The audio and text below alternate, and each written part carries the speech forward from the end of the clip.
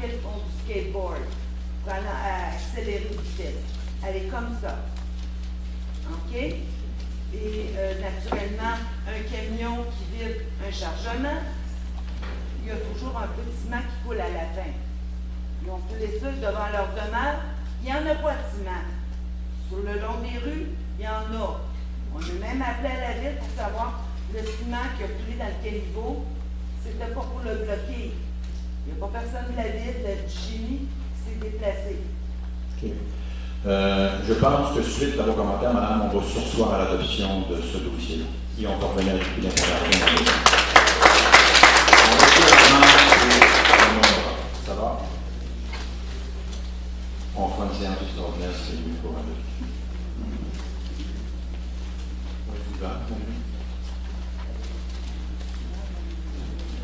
Le suivant concerne aussi la même demande, donc on va reporter aussi ce dossier-là. 7.65, c'est ça? Non. Le 4, c'est ça? Le 4, donc c'est ça, on s'en va à 5 maintenant. Donc, le point 7.6.5, plan d'intervention et d'intégration architecturale PIA 2013-030 pour l'installation de 2 enseignes murales, l'ajout de 2 auvents et la modification des parements du fronton de l'entrée principale au 1500 rue Montarville.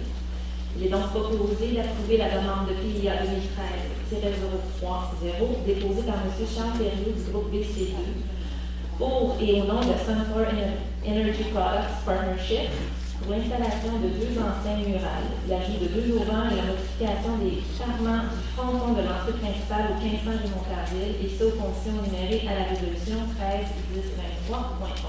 Comité consultatif d'urbanisme adopté lors de sa réunion tenue le 23 octobre 2013.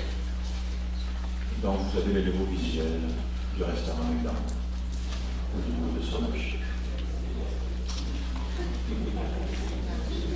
Proposé par Marie Wallary, appuyé par Jean Pédard. Ça va? Le point 7.6.6, plan d'implantation et d'intégration architecturale, PIA 2013-073 pour le remplacement de l'enseigne murale en façade au 1559 rue Montarville. Il est proposé d'approuver la demande de PIA 2013-073 déposée par M. Guy Rivard pour et au nom des services commémoratifs Célébris Inc. pour le remplacement de l'enseigne murale en façade au 1559 rue Montarville, et ce aux conditions énumérées à la résolution 13-10-23.5 du comité consultatif d'urbanisme adopté lors de sa réunion tenue le 23 octobre 2013. Donc, c'est vraiment le salon funéraire urbanisé sur Montarville. Donc, Mme Marie propose appuyé par Jean Pédard. Le point 7.6.7, plan d'implantation et d'intégration architecturale PIA 2013-083 pour l'installation d'une nouvelle enseigne murale au 1438 rue de Montarville. Il est proposé d'approuver la demande de PIA 2013-083 déposée par M. Pasquale Bastoni pour l'installation d'une nouvelle enseigne murale au 1438 rue Montarville, et ce aux conditions énumérées à la résolution 13-09-17.7 du comité consultatif d'urbanisme adopté lors de sa réunion tenue le 17 septembre 2013. Oui, je m'excuse d'intervenir ici, c'est parce qu'on parle beaucoup d'enseignes murales. Moi, j'ai été séduit par le règlement d'urbanisme de Magog, ou sur la rue principale, entre autres, et on a aussi à Burlington de Vermont, encore, si ça peut vous servir de référence. C'est vrai que c'est extrêmement laid, hein? Le McDonald's que vous venez d'adopter, le Pizza Saint-Bruno que vous venez d'adopter, c'est sûr que tous les goûts sont dans la nature, mais je pense que Saint-Bruno, si effectivement on veut être un petit peu sérieux, il y a certainement des règlements à penser au niveau de l'enseigne comme telle. Quelque chose qui soit beaucoup plus convivial, d'abord beaucoup plus réduit, et certainement de favoriser une forme d'uniformité, comme par exemple, ça pourrait tous être des enseignes en bois, comme on le voit sur la rue principale à Magog, ou encore à Burlington. Et je trouve que Saint-Bruno s'y prêterait admirablement bien. Je comprends que là, on travaille à posteriori, que ça a été accepté avant par la commission d'urbanisme et qu'on n'a pas le choix. Mais je formule le vœu que dans les prochains qu'on va vous soumettre, de commencer à réfléchir à une forme d'esthétique, en tous les cas, qui correspond mieux au 21e siècle, parce que ça, pour moi, c'est encore du siècle passé. Merci. Merci pour votre commentaire. J'ai été déjà prévu qu'effectivement, on procédera à une révision de l'affichage pour s'assurer effectivement qu'on soit un peu plus intéressant en termes de produits. Dans le cas du restaurant Saint-Bruno, bon, il y a aussi un élément, je vous avais remarqué, il y avait un point qu'on a enlevé parce que c'était une formulation anglophone. Donc, à ce moment-là, on a enlevé le point qui devrait être remplacé par un tiret. Mais l'affichage va rester là, malheureusement, pour certains. Donc, il est proposé par Mme Allary et appuyé par M. Bédard. Donc, votre commentaire. Proposition adoptée, ou résolution adoptée. Le point 7.6.8, plan d'implantation et d'intégration architecturale PIA 2013-087 pour l'agrandissement des bâtiments principaux Volkswagen et Audi et la modification de l'aménagement paysager au 1905 boulevard Sir Wilfrid Laurier. Il est proposé d'approuver la demande de PIA 2013-087 déposée par Mme Sylvie Niquet pour et au nom de 2735-96-04 Québec Inc. pour l'agrandissement des bâtiments principaux Volkswagen et Audi et la modification de l'aménagement paysager au 1905 boulevard Sir Wilfrid Laurier, et ça aux conditions énumérées à la résolution 130917.10 du comité consultatif d'urbanisme adopté lors de sa réunion tenue le 17 septembre 2013. Il s'agit d'un agrandissement. Vous voyez un petit peu les parties un peu plus foncées là, du côté de Audi, parce que ce que vous avez en haut, ça c'est la 116. Donc vous avez des petites parties qu'on ajoute du côté d'Audi, puis du côté aussi de Volkswagen. Donc c'est des agrandissements des deux immeubles existants, ce qui n'aura pas pour effet de déparer l'ensemble parce que ça va rester quand même discret au niveau de la rue. Et on s'est assuré au niveau du stationnement que ça respectait les directives actuelles, les règles actuelles de Saint-Bruno. Donc proposé par Mme Allary et appuyé par Isabelle Bérubé. Au point 7.6.9, plan d'implantation et d'intégration architecturale PIA 2013-090 pour la construction d'un nouveau bâtiment unifamilial au 1585 rue du Sommet Trinité. Il est proposé d'approuver la demande de PIA 2013-090 déposée par M. Jean-François Dubé et Mme Julie Chartré pour la construction d'un nouveau bâtiment de type unifamilial au 1585 rue de Sommet Trinité, et ça aux conditions énumérées à la résolution 13-10-23.6 du comité consultatif d'urbanisme adopté lors de sa réunion tenue le 23 octobre 2013. Donc, vous avez sous les yeux le lieu et aussi le type de bâtiment. On n'a pas le résultat de l'hémicycle en termes de dessin, mais vous avez quand même une bonne idée de ce que ça va être. Donc, proposé par Mme Allary et appuyé par M. Guédon. Adopté.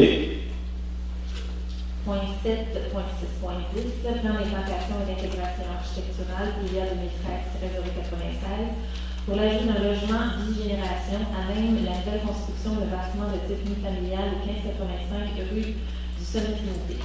Il est proposé d'approuver la demande de PIA 2013-096 déposée par M. Jean-François Dubé pour l'ajout d'un logement bigénération à même la nouvelle construction de bâtiments de type unifamilial au 1585 rue du Sommet Trinité, et ce aux conditions énumérées à la résolution 130917.9 du comité consultatif d'urbanisme adopté lors de sa réunion tenue le 17 septembre 2013. Vous voyez, tout ce qui est en jaune, c'est le même bâtiment précédemment, sauf qu'une partie bigénérationnelle, et il est entendu qu'aussitôt que cette utilisation-là ne soit plus requise, que les lieux seront remis dans le répertoire de telle façon qu'ils ne puissent pas être utilisés pour d'autres fins que celles du bigénérationnel. Donc, il est proposé par Mme Allary et appuyé par Mme Bérubé. Le point 7.6.11, plan d'implantation et d'intégration architecturale PIA 2013-100 pour l'aménagement paysager au 1585 rue du Sommet Trinité. Il est proposé d'approuver la demande de PIA 2013-100 déposée par M. Jean-François Dubé et Mme Julie Chartré pour l'aménagement paysager au 1585 rue du Sommet Trinité, et ça aux conditions énumérées à la résolution 13-23.10 du comité consultatif d'urbanisme adopté lors de sa réunion tenue le 23 octobre 2013. Monsieur le Président, j'aurais un amendement à proposer.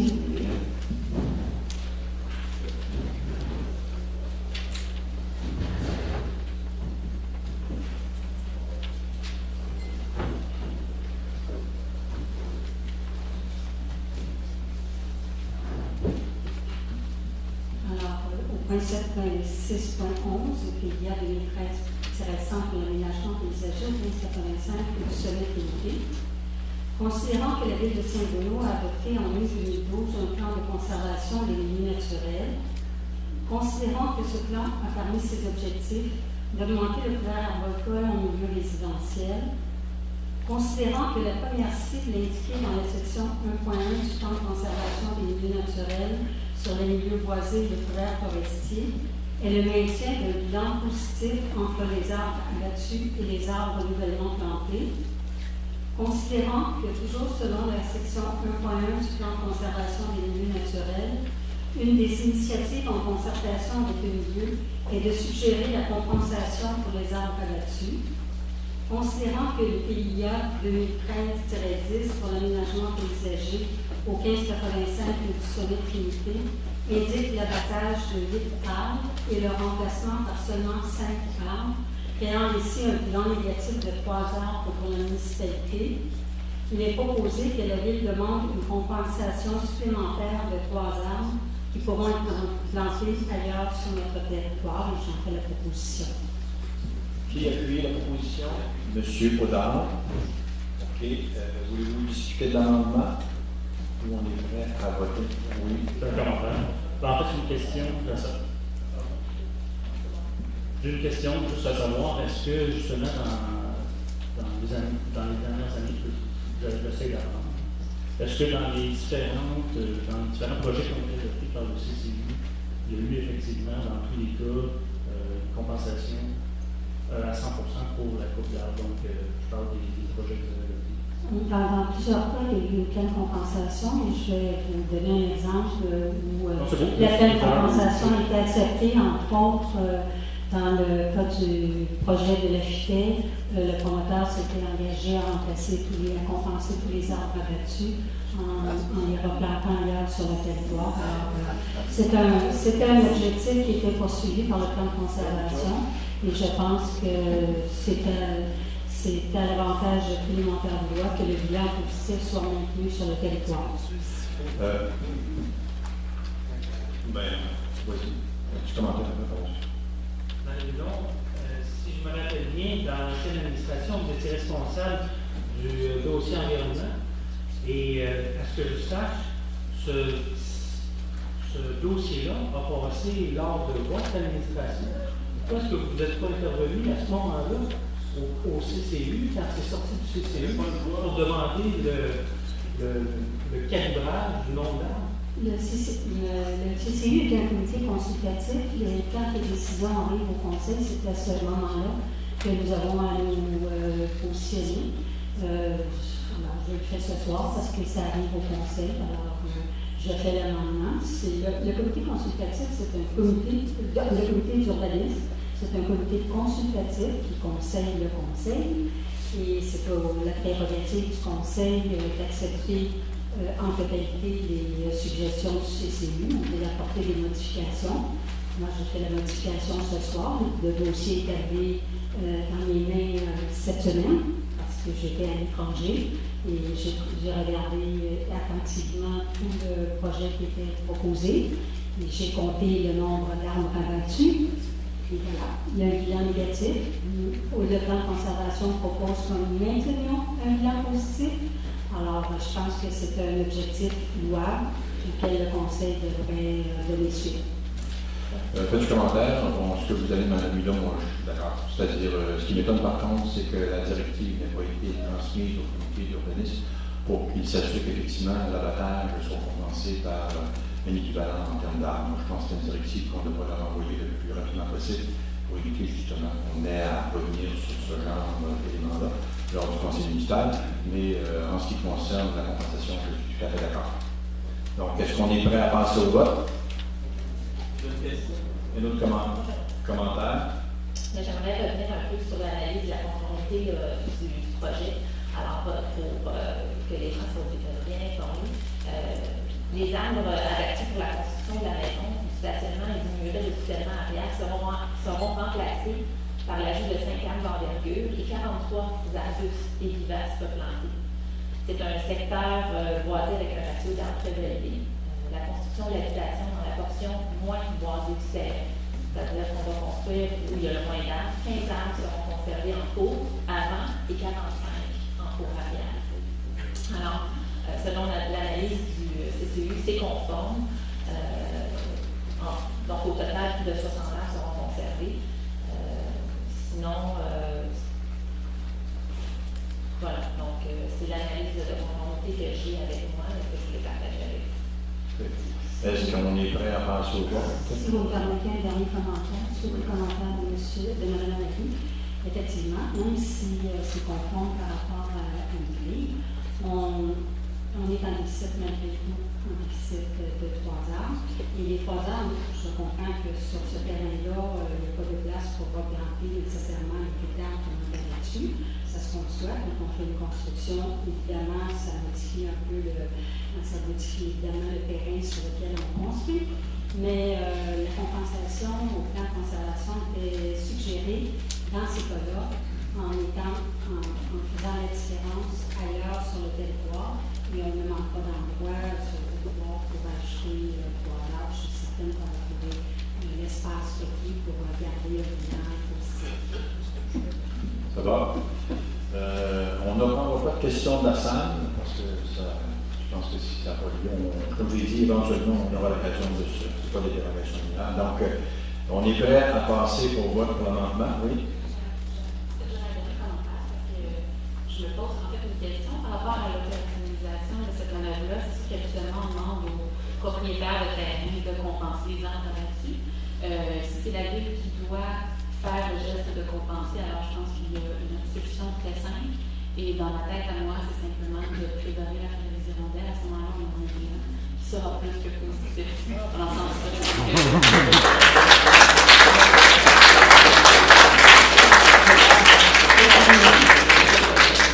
je pense que c'est l'orientation qu'on a prise, alors j'espère que ça répond à votre demande. OK. Est-ce qu'on a d'autres commentaires, d'autres questions? Ça va. Est-ce qu'on est prêt à passer au vote pour l'amendement? Qui appuie l'amendement? Donc, 5 personnes appuient l'amendement. Qui est contre? Ça va. OK, donc l'amendement est accepté.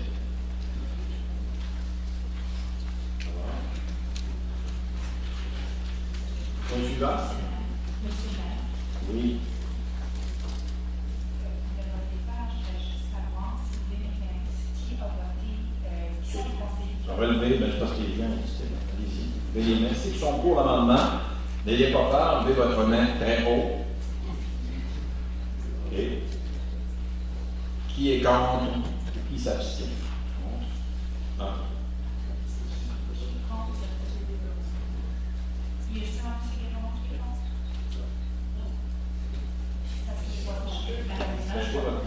Ceux qui s'abstiennent, qui sont contre, c'est la même chose.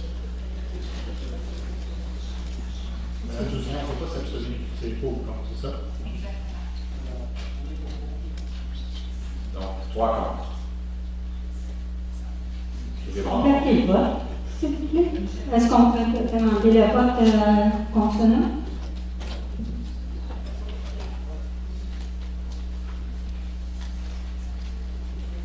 On a demandé le vote, c'est-à-dire ceux qui sont pour, on va recommencer de nouveau. Donc, on demande le vote. Ceux qui sont pour l'amendement, levez la main. Raison.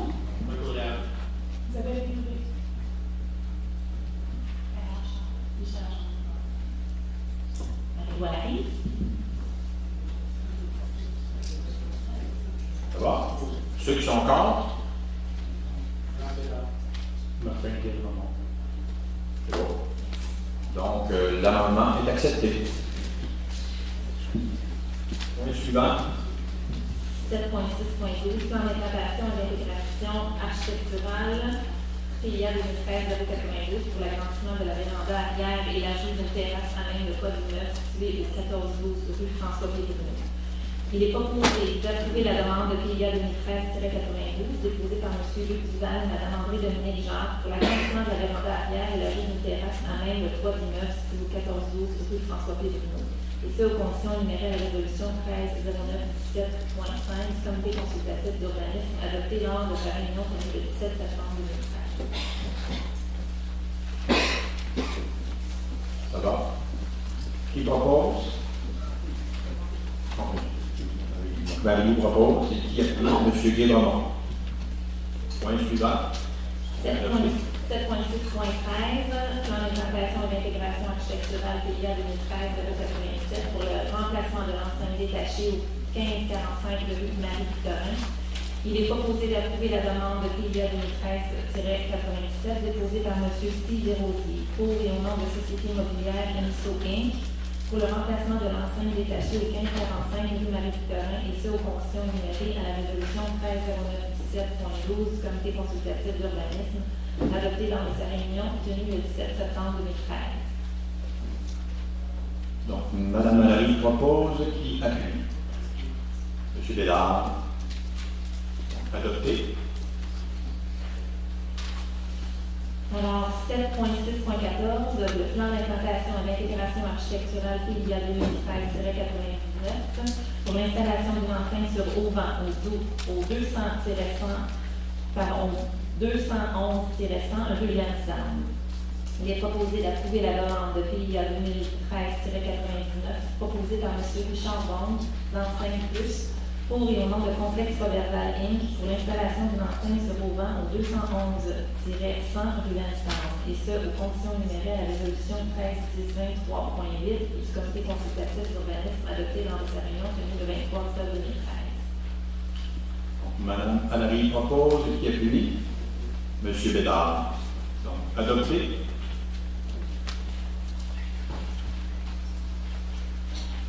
Maintenant, on est rendu à la section 7.6, développement urbain.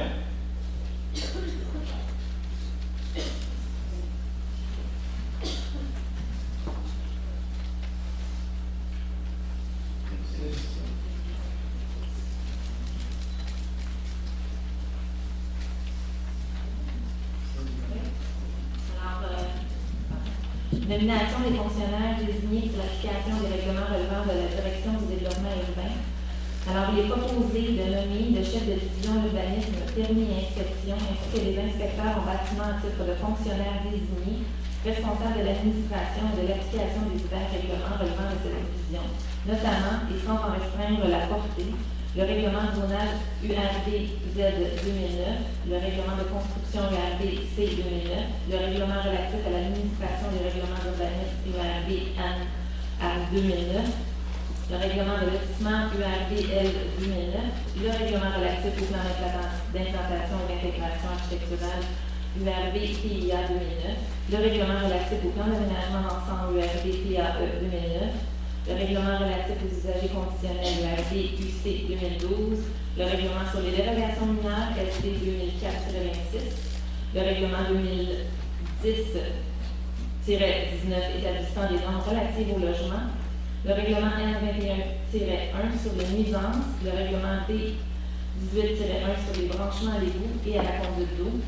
le règlement SB 2004-21 concernant les nuisances par le bruit et pourvoyant à les supprimer, le règlement E.1-1A concernant l'utilisation de l'eau potable, le règlement 2011-10 relatif à l'entretien des systèmes de traitement tertiaire avec désinfection par rayonnement ultraviolet.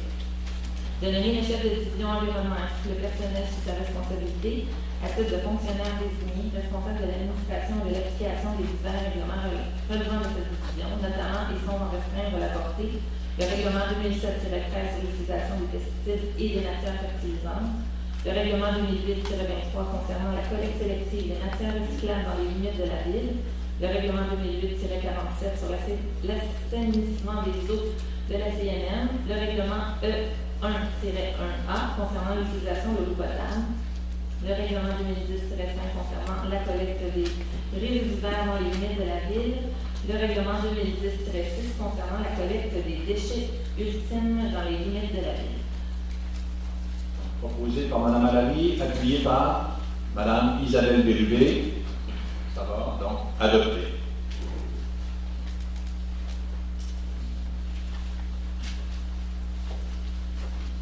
Point 7.6.16, adhésion au programme Rénovation Québec, volet Maison Lézardée.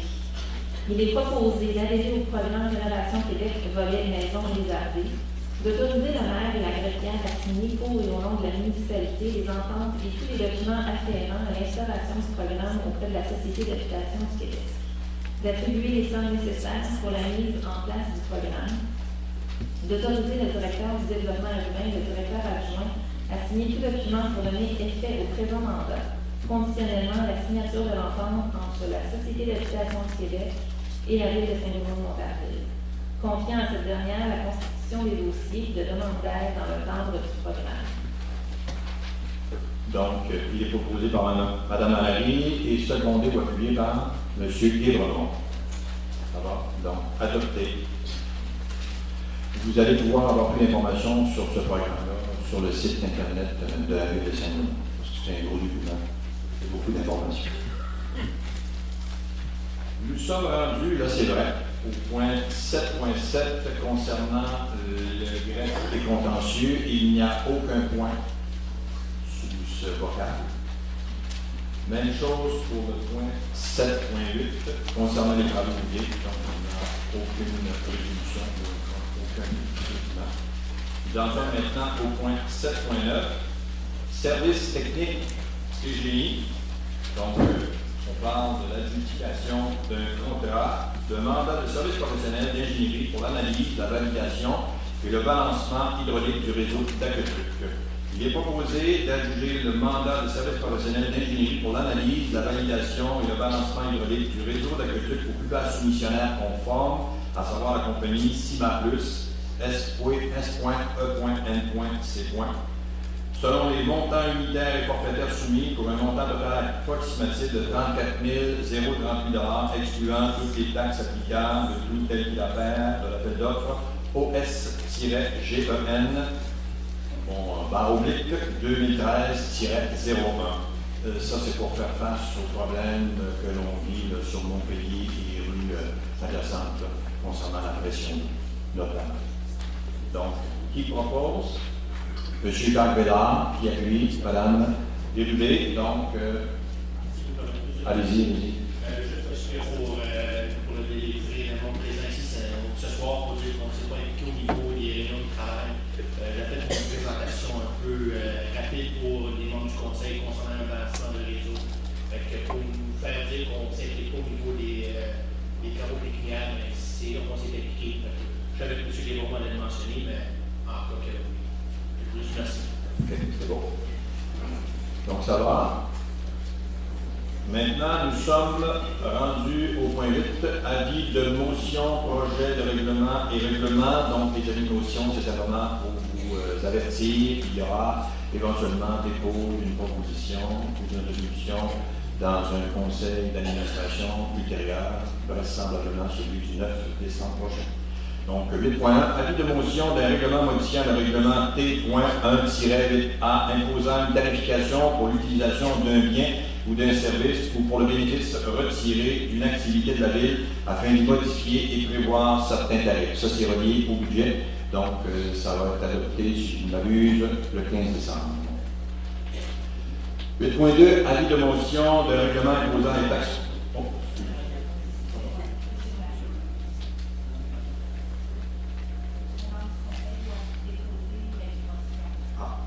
Qui dépose l'avis de motion? Michel Archambault dépose l'avis de motion. Voyez-vous, on apprend en même temps. 8.2, je problème. 8.2, avis de motion d'un règlement et pour imposant les taxes foncières, compensations et tarifs pour l'exercice 2014. Qui dépose l'avis de motion? Encore une fois, remis budget. Michel Archambault. 8.3, avis de motion d'un règlement sur l'instauration du programme Rénovation Québec, volet Maison Lézardée, ce dont on a parlé tout à l'heure. Donc, qui dépose l'avis de motion? Mme Isabelle Bérubé. 8.4, avis de motion d'un règlement modifiant le règlement 1.14-2 sur le remplacement des infrastructures afin de modifier les coûts minimums et maximums au mètre linéaire de frontage ou au mètre carré de superficie taxable devant être payés par les propriétaires riverains dans les secteurs résidentiels, commerciaux et industriels. Qui dépose la motion? Qui dépose la motion? Mario.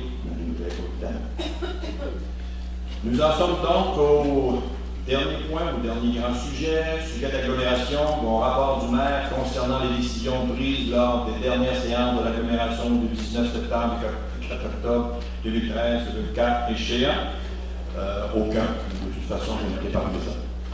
9.2, sujet à l'ordre du jour de la séance ordinaire de l'agglomération du 21 novembre 2013. Vous allez voir apparaître là, c'est l'ordre du jour de la prochaine réunion du Conseil de l'agglomération qui aura lieu le jeudi 21 octobre prochain. Le 21 novembre. Merci de me rappeler. Et donc, en ce qui concerne le projet de résolution, tous les avis reliés aux différents points, c'est-à-dire le CA 1311-21-1.8, CA 1311-21-1.10, CA 1311-21-1.11, CA 1311-21-1.13, CA 1311-21-1.15, CA 1311-21-1.16 et finalement CA 13-11-21-1.17. Nos avis sont favorables. Donc notre orientation est favorable par rapport à tous ces points-là.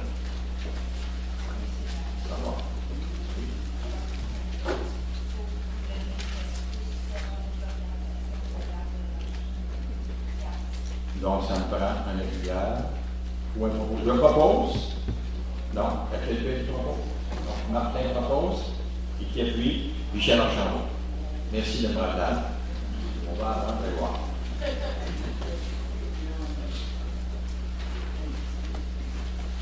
Nous en sommes finalement au dernier point.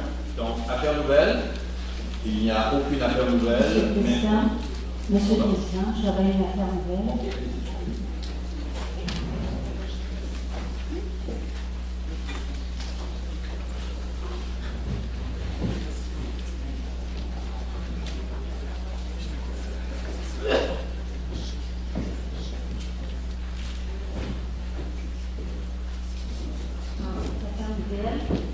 Il s'agit d'une demande de révision de la réglementation et d'instauration d'un projet pilote pour l'année 2013-2014. Considérant la volonté du Conseil de faciliter le maintien à domicile et de favoriser la qualité de vie des citoyens ontariois de tous âges et de toutes conditions, considérant le climat québécois et les variations climatiques des dernières années entraînant d'importants cycles de gel et de dégel qui présentent des dangers ou des inconforts pour plusieurs résidents, soit des entrées glissantes et dangereuses, des chutes de neige ou de glace en provenance des toitures sur les résidents en entrée de leur demeure, considérant le désir exprimé par de nombreux citoyens pendant la campagne électorale de réviser le règlement de l'île de Saint-Bruno, règlement interdisant les abris temporaires communément appelés tambours au-dessus des entrées résidentielles, considérant la volonté du conseiller de l'Alliance municipale de réviser la réglementation pour mieux l'adapter aux réalités d'aujourd'hui,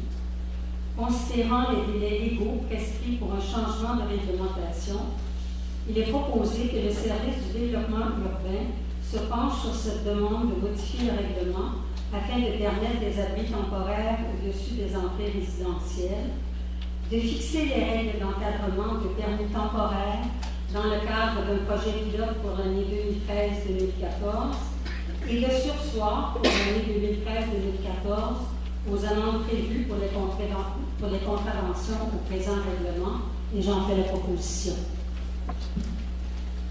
Madame Tousignan, donc la procédure par rapport à cette proposition-là, c'est d'en discuter ou de la recevoir uniquement? La recevabilité.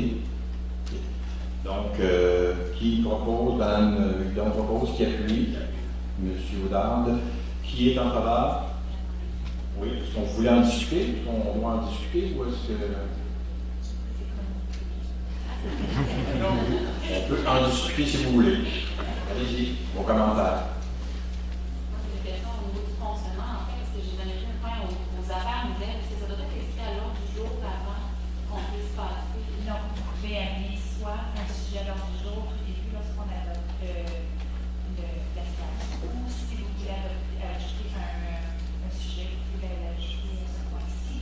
Si c'est approuvé, parce que le premier vote est sur l'ajout, et après vous allez voter sur la proposition. Okay. Donc, à ce moment-là, on va procéder au vote sur l'ajout.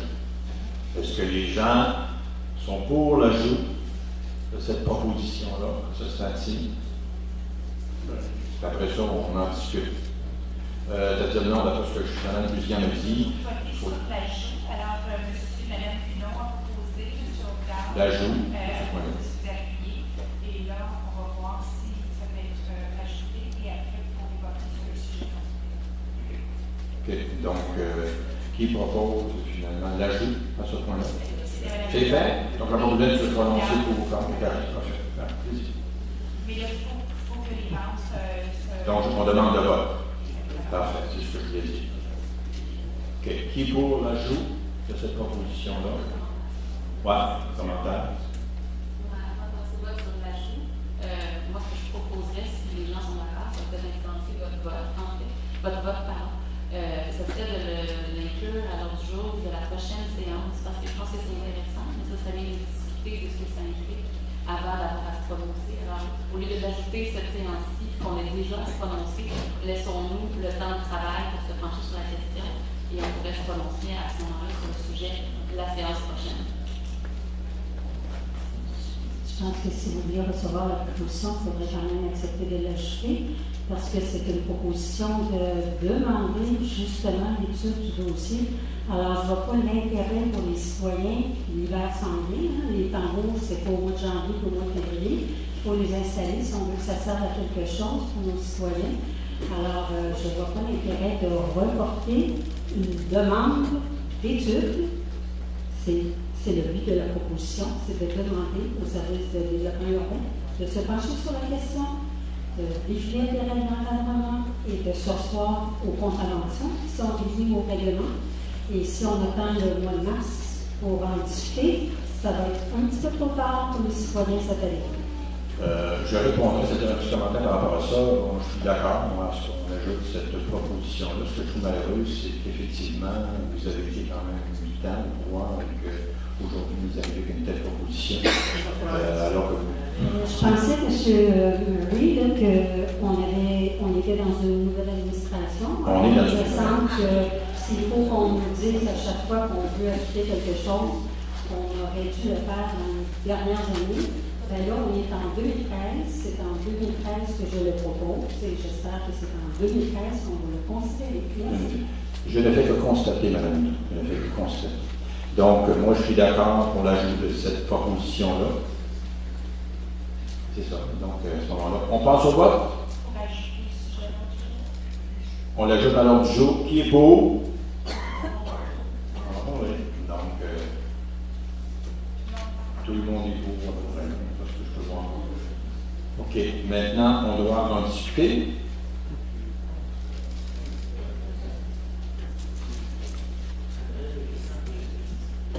OK. C'est le plaisir que je la relise pour qu'on puisse voter contre. Bon, vas-y. J'aimerais juste savoir des précisions, évidemment, si on veut que ça vient oublier, réviser la réglementation. Je présume que ça vient de demande de citoyens. Il y a eu combien de cas nécessairement dans les dernières années, puis comment ça marche les amendes nécessairement, aux amendes payées. J'ai porté le décompte des demandes. C'est une demande qui a été faite, que j'ai entendue moi-même pendant la campagne électorale et les citoyens qui m'en ont parlé. Alors, je trouve pertinent de le porter à ce stade-ci, puisque l'hiver s'en vient et qu'il faut installer ces abris temporaires au-dessus des entrées avant que l'hiver commence, c'est bien possible. C'est pour ça que je demandais, j'ai proposé que les services de développement urbain se penchent sur cette demande. Donc, pour modifier la réglementation, ils vont forcément apporter cette demande-là au comité consultatif d'urbanisme qui aura à se prononcer sur le sujet. Mais comme ça prend plusieurs étapes avant de changer le règlement, je demande aussi que, entre-temps, pour que ça soit n'importe quoi, que le service de développement urbain fixe certaines règles d'encadrement pour le projet pilote de cette année, en fait, de permettre cette utilisation-là de façon temporaire pour l'année 2013-2014, et qu'entre-temps, puisque notre règlement interdit de tels abris temporaires au-dessus des entrées, et bien que le service de développement urbain sursoit aux contraventions qui viendraient forcément avec l'installation des abris temporaires, si on le permettait dans le cadre d'un projet pilote, parce que le règlement n'est pas encore changé. Alors voilà, c'est pour ça que la demande se divise en 3 sections. Merci. Moi, mon dernier commentaire, je vais laisser la parole aux autres. J'aimerais l'explorer plus. Je pense qu'on n'a pas l'information. Moi, personnellement, je n'ai pas l'information nécessaire pour accepter ça ici ce soir. Mais je pense que c'est pertinent qu'on en parle dans les prochaines sessions de travail. Et s'il n'y a rien qui nous empêche de continuer par la suite. Oui, Isabelle. Exactement la même chose que Martin. En fait, dans un esprit d'ouverture, je pense que c'est intéressant de considérer ce que vous proposez. Par ailleurs, il peut y avoir des raisons pour lesquelles le règlement a été adopté comme ça, des raisons probablement esthétiques. Vous pourrez confirmer mes doutes, mais voilà, est-ce que ces objections-là sont levées automatiquement? Il y a une bonne discussion à avoir là-dessus.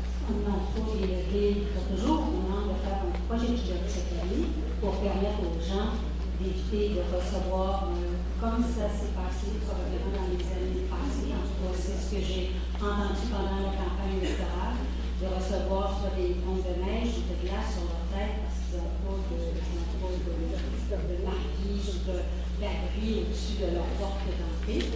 On permet des abris temporaires au-dessus des entrées de garage. Je pense que tout le monde, même si on ne trouve pas que c'est nécessairement esthétique, on en comprend l'utilité pour les gens. Notre population est quand même une partie de notre population qui est vieillissante. En fait, on veut tous une à la fois, évidemment. Et quand on veut rester le plus longtemps possible dans sa maison, je pense que de faciliter la vie de nos citoyens, c'est dans l'intérêt du Conseil. Et je pense qu'un projet pilote qui sera soumis, évidemment, à l'étude du comité consultatif d'urbanisme, et qui pourra décider de permettre pour l'avenir, de ne pas permettre à jamais l'installation de ce type d'abri temporaire au-dessus des entrées. Faire un projet pilote, ça ne nuit à personne, ça ne porte pas préjudice à personne, et ça peut juste faciliter la vie de nos citoyens, peut-être, non seulement les citoyens plus âgés, mais les familles qui ont plus d'abri au-dessus de leur porte d'entrée parce que la maison était ainsi faite, qu'il n'y a pas de protection.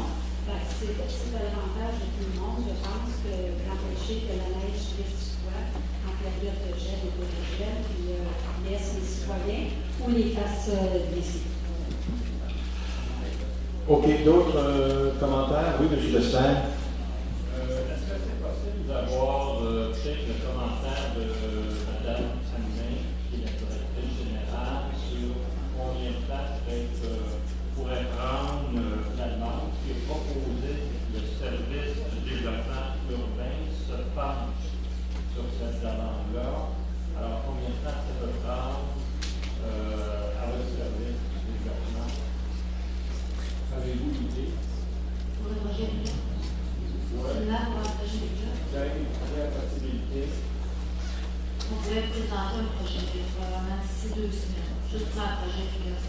Parce que un changement de réglementation qui est très long. Ce qui vous donnerait l'occasion pour la prochaine réunion du Conseil. Oui, on pourrait probablement se présenter quelque chose d'assez complet. Alors, la proposition de Mme Dion, je pense qu'elle est tout à fait à faire.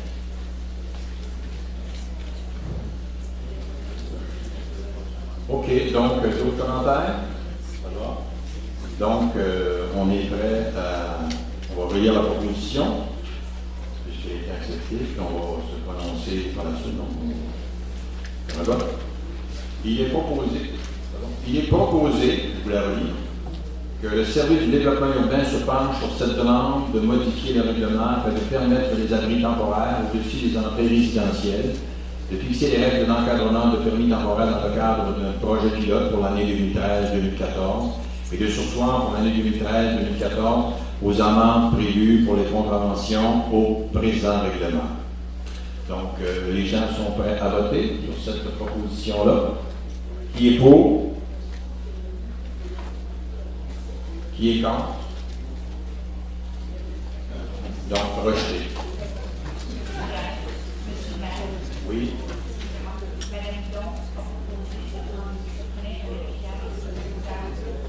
Et ça va. Ça va les mains. Pour. Contre. Les contre. Ça va? Non, rejeté. Maintenant, période d'intervention des membres du Conseil. Est-ce que les membres du Conseil ont des interventions à ce stade-ci? Oui, Mme Higgon. Alors, j'ai deux interventions, M. le Président. La première, c'est au sujet de la suspension des travaux du comité du Sud 116.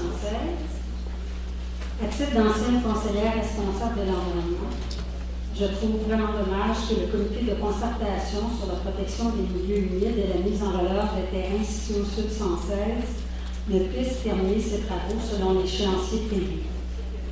Plus que jamais, sur un territoire soumis aux pressions anthropiques, les milieux humides nécessitent des mesures de protection. Compte tenu des données présentées au comité de concertation, les milieux humides situés au Sud 116 sont aussi menacés de différentes manières, dont entre autres la présence d'espèces envahissantes. La création du comité de concertation, mesure suggérée au point 1.3.1 du plan de conservation des milieux naturels adopté en août 2012, visait en premier lieu à identifier les milieux naturels à protéger dans le secteur à l'étude. Ensuite, il visait, en concertation avec des experts biologistes, les représentants de la Ville, de Nature Action Québec, de citoyens représentant les propriétaires riverains, le comité consultatif en environnement et la Fondation du Mont-Saint-Bruno, ainsi que les propriétaires des terrains à identifier, les conditions de base selon lesquelles il y aurait conciliation entre la protection et la mise en valeur des milieux naturels d'intérêt et le développement possible des espaces disponibles sur ce territoire. Le travail remarquable effectué sous la direction du Conseil régional de la Montérégie, en tout point conforme aux exigences du plan de conservation des milieux naturels, a permis à tous les membres du comité de mettre leur connaissance à niveau, suite à 3 longues rencontres. Par la qualité du climat d'ouverture établi par notre CREM et tous les participants, nous pouvions espérer arriver à une véritable concertation autour de la protection et la mise en valeur des milieux naturels de grand intérêt qui aurait ajouté une plus-value à l'ensemble de la municipalité, tant pour les promoteurs, les propriétaires riverains que pour toute la communauté montarvilloise. Ce comité, où la Ville, sous l'ancienne administration, ne cherchait pas à orienter les décisions à venir, mais désirait plutôt être à l'écoute des citoyens concernés afin d'en arriver à des solutions gagnant-gagnant pour tous. Cette démarche participative, menée par un organisme indépendant, nous amenait à la recherche du consensus nécessaire à l'évolution harmonieuse de toute société. Je veux ici souligner le temps investi par tous les participants, de façon bénévole pour la plupart, et les remercier personnellement pour leur ouverture et leur implication soutenue dans cette démarche citoyenne. Je regrette vivement que la nouvelle administration y mette un terme, qui ne fera que repousser à plus tard des mesures de protection des milieux naturels qui auraient pu être appliquées à court terme et qui empêchera l'expérience d'une table de concertation formée de citoyens éclairés de s'ajouter à la réflexion sur un plan de conservation globale des milieux humides tel que souhaité par le ministère du Développement durable, de l'Environnement, de la Faune et des Terres. C'était mon premier commentaire. Je vais me permettre de répondre brièvement. En fait, la table de concertation n'a pas été éliminée, au contraire. Tout ce qu'on a fait, c'est que nous, on vient d'être élus. Nous allons prendre fait et cause de tout ce qui a été dit au sein de cette table de concertation-là. Nous avons rencontré le président du FREM, qui préside aussi cette table de concertation, et le directeur général. Nous avons regardé avec eux autres quelles étaient les meilleures alternatives et nous avons cru bon à ce stade-ci de repousser de quelques mois la poursuite des travaux. Et c'est là où nous en sommes actuellement. Et nous le faisons justement dans le plus grand respect des gens qui ont travaillé bénévolement. Nous sommes conscients que tout le monde était au diapason sur les constats. On était rendu au niveau où on devait effectivement travailler sur mesure. Et on pense qu'à ce stade-ci, c'est plus justifié pour nous de prendre le temps de bien regarder les choses, de bien les analyser, avant éventuellement de reprendre les travaux quelque part, on espère, à la fin de l'hiver ou au début du printemps. C'est tout simplement cela.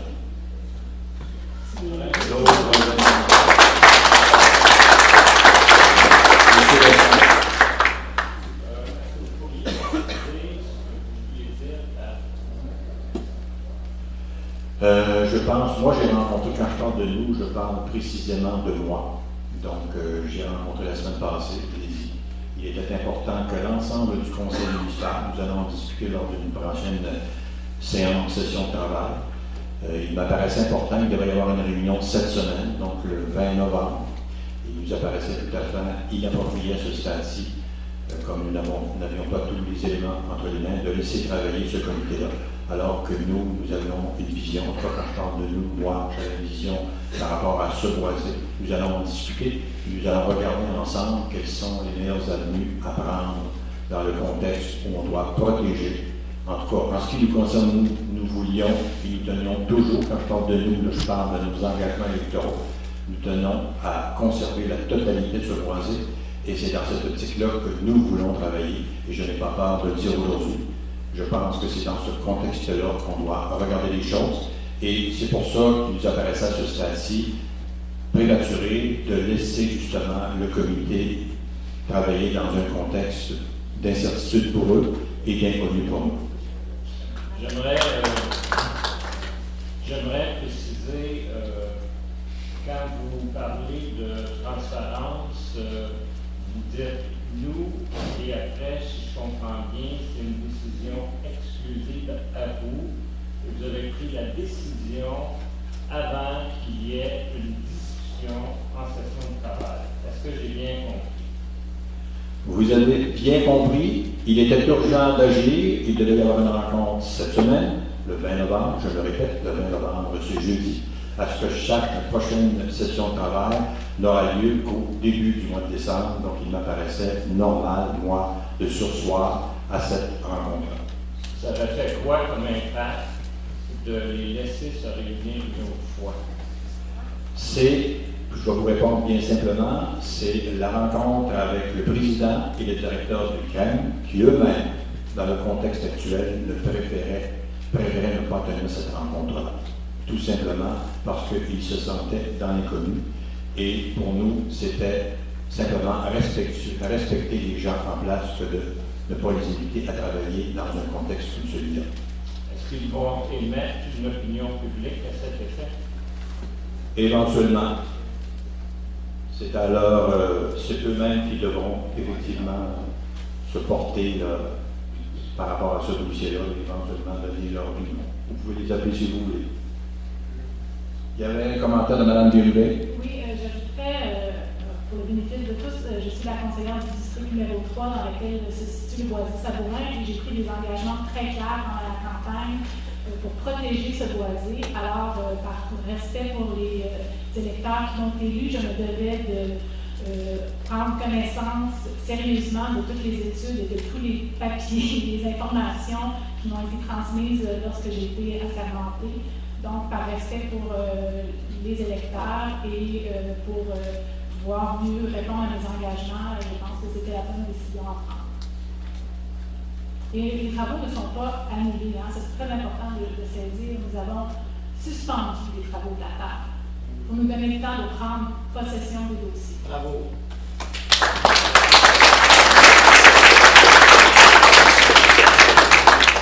D'autres interventions? J'avais prévenu que j'avais deux interventions. Allez-y. Alors, je vais faire ma deuxième intervention, si vous me permettez. La deuxième intervention est au sujet du décret pour l'agrandissement du parc national du Mont-Saint-Bruno. Alors, je voulais partager mon plaisir de voir enfin proclamé à la Gazette officielle le décret en date du 23 octobre 2013 confirmant l'agrandissement déjà annoncé en 2012 par le ministre de l'époque, M. Pierre Arcan, de plus de 50% du parc national du Mont-Saint-Bruno, qui passe de 578 à 884 hectares.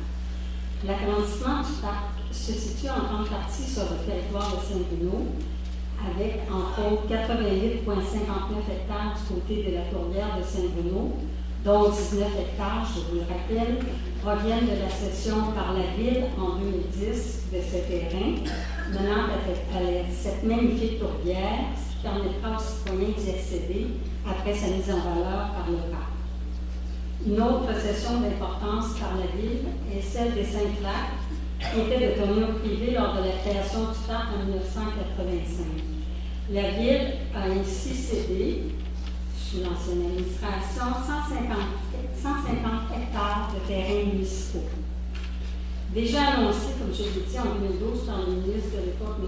Pierre Arcan, le ministre du Développement durable, de l'Environnement, de la Faune et des Parcs, François Blanchet, a souligné à juste titre dans son communiqué le gain que représente cet agrandissement auquel a contribué l'administration municipale précédente pour la qualité de vie des citoyens qui résident à proximité du parc national et pour l'ensemble de la région. Alors, c'est vraiment un très grand plaisir et c'est partagé par les membres de la table d'harmonisation du parc du Mont-Saint-Bruno de voir enfin le décret officiel adopté. Ça va. D'autres interventions? Si vous permettez, M. le maire. Allez-y. Juste pour rappeler, si vous pouvez transmettre nos félicitations aux travaux publics, encore cette année, toutes les banques, les patinoires extérieurs sont posées, à l'exception de celui de la parc Salière. Encore une fois, cette année, les jeunes et les moins jeunes vont pouvoir en profiter. Si tout va bien dans la nature, d'accord, souvent il y a une ou deux patinoires près avant les fêtes. Et si jamais la nature ne veut pas coopérer, il y a le patinage libre à l'aréna les vendredis et les dimanches, tout à fait gratuit pour tous les résidents. Deuxième chose, je voudrais féliciter l'Association des barons de Saint-Bruno sous la présidence de M. Michel Leroux. La saison, dans 51e saison, a terminé samedi au stade Hébert à Saint-Léonard. Il y a à peu près 150 Montalbois qui sont déplacés pour encourager les jeunes de 10-11 ans. Les Moustiques 3, les barons qui ont gagné le championnat provincial, première fois depuis 49 ans. Et je dois m'afficher que mon fils joue dans cette équipe-là. Donc, par contre, les terrains, Il n'y a aucun problème. D'autres interventions? Ok, peut-être. Premièrement, j'aimerais évidemment féliciter tout le monde qui est ici ce soir, entre autres les gens qui ont pris la peine de venir poser des questions. Je suis effectivement un fan des conseils de ville depuis près de 4 ans maintenant et on a vu des nouvelles personnes qui sont venues poser des questions. En fait, ça reflète le fait que vous êtes intéressé par la municipalité, que nous le sommes évidemment, nous aussi.